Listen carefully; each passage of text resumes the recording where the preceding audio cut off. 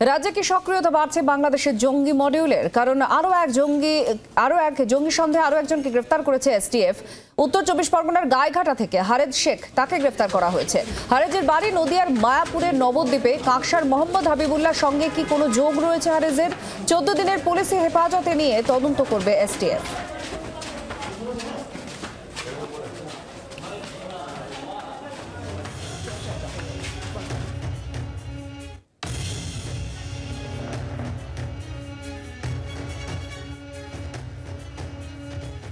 এই মুহূর্তে আমাদের দুই প্রতিনিধি এই বিষয় নিয়ে, এই খবর নিয়ে আরো বিস্তারিতভাবে জানাবেন। চিত্তরঞ্জন আমাদের সঙ্গে রয়েছেন, আর রয়েছেন আমাদের সঙ্গে বিক্রম। প্রথমে চিত্তরঞ্জনের কাছে এই গ্রেফতারি নিয়ে আপডেট আরো বিস্তারিতভাবে জানতে চাইবো।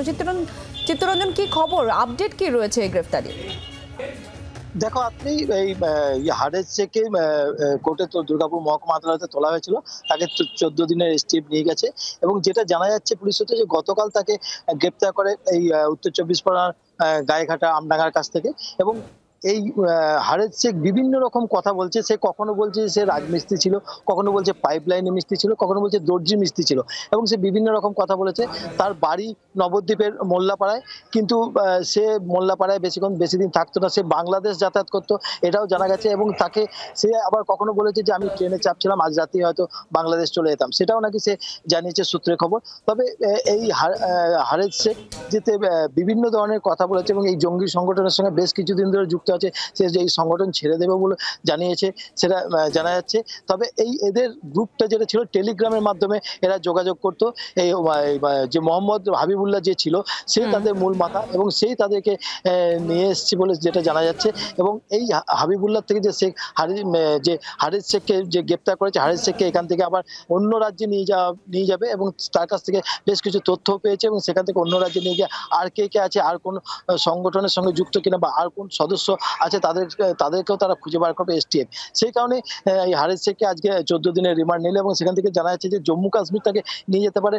তবে এই যে হাবিবুল্লাহ যে আছে, তাকে কিন্তু অন্য রাজ্যে নিয়ে গেছে। হাবিবুল্লাহর সঙ্গে হারেজের কোনো যোগ আছে কি, এটা নিয়ে এসটিএফ কিছু বলছে?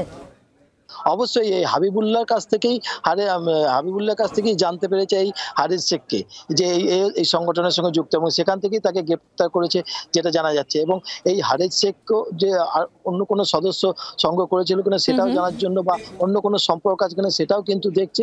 তবে যেটা জানা যাচ্ছে আজকে এখানে তাকে রিমান্ডে নিয়ে গিয়ে আগামীকাল তাকে অন্য রাজ্যে নিয়ে যাবে, এবং সেখানে কে আছে বা অন্য কোনো সংগঠনের সঙ্গে যুক্ত আছে কিনা সেটাও তদন্ত করবে। তুমি সঙ্গে থাকো। চিত্তরঞ্জন আমাদের প্রতিনিধির সঙ্গে ছিলেন, বিক্রম আমাদের অপর প্রতিনিধির সঙ্গে রয়েছেন। বিক্রম, একের পর এক গ্রেফতারি, আর এ নিয়ে খুব স্বাভাবিকভাবে প্রশ্ন উঠছে যে কোনোভাবে কি এই সংগঠন পশ্চিমবঙ্গে বা রাজ্যে জাল বিছিয়েছে? এখনো পর্যন্ত কি খবর পাওয়া যাচ্ছে, কত দূর এরা ছড়িয়েছে, কি এখনো পর্যন্ত তথ্য উঠে আসছে?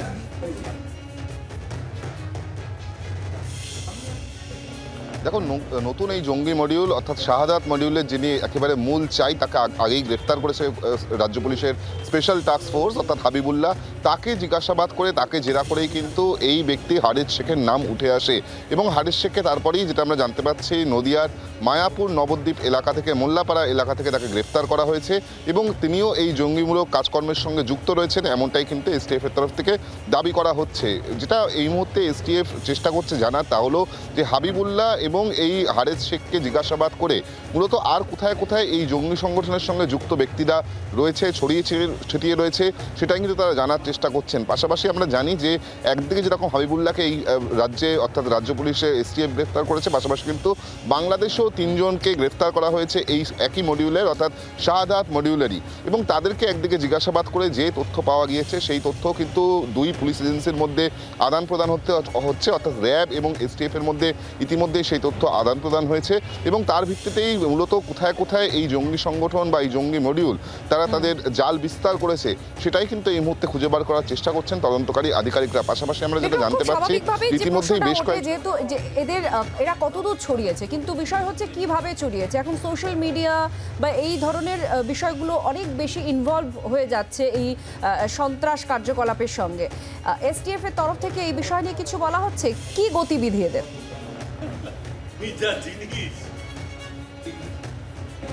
ক্রিপ্টো ল্যাঙ্গুয়েজের মাধ্যমে এরা নিজেদের কমিউনিকেশন রাখতো, নিজেদের মধ্যে যে কথোপকথন তারা চালাতো তা কিন্তু ক্রিপ্টো ল্যাঙ্গুয়েজের মাধ্যমেই, এবং সেটাকেই ডিকোড করতে পেরেছিলেন এসটিএফ এর গোয়েন্দারা বা তদন্তকারী আধিকারিকরা। তারপরেই কিন্তু একে একে এই হাবিবুল্লাহ বা এই হারেস শেখের মতন যারা এই জঙ্গি মডিউলের সঙ্গে যুক্ত বা তাদের চাই বলা চলে, তাদেরকে গ্রেফতার করা গিয়েছে। আরও কারা কারা এই জঙ্গি সংগঠনের সঙ্গে যুক্ত রয়েছে, কারা প্রত্যক্ষ বা পরোক্ষভাবে মদত দিচ্ছে, কারা লজিস্টিক্যাল সাপোর্ট দিচ্ছে, ফিনান্সিয়াল সাপোর্ট দিচ্ছে, এই সমস্ত বিষয়গুলোও কিন্তু এই মুহূর্তে তদন্তকারী আধিকারিকরা খতিয়ে দেখছেন। বেশ কিছু ইলেকট্রনিক ডিভাইস এবং ডকুমেন্টস উদ্ধার হয়েছে, সেগুলিকে সেখান থেকে পাওয়া তথ্য অনুযায়ী এখনো পর্যন্ত বেশ কিছু গুরুত্বপূর্ণ শত্রু পেয়েছেন তদন্তকারী আধিকারিকরা, এমনটাই কিন্তু এসটিএফ সূত্রের খবর। ধন্যবাদ চিত্তরঞ্জন, বিক্রম, আমাদের দুই প্রতিনিধিকে আপাতত ধন্যবাদ। কলকাতা ফুটবলের কুর্সি কার দখলে? তিন প্রধান নাকি নতুন কোনো ডার্ক হর্স?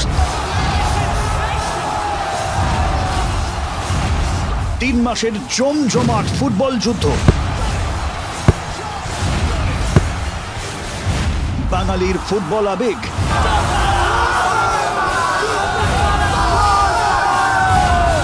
কে হাসবে শেষ হাসি? চোখ রাখুন জি 24 ঘন্টায় 25শে জুন থেকে।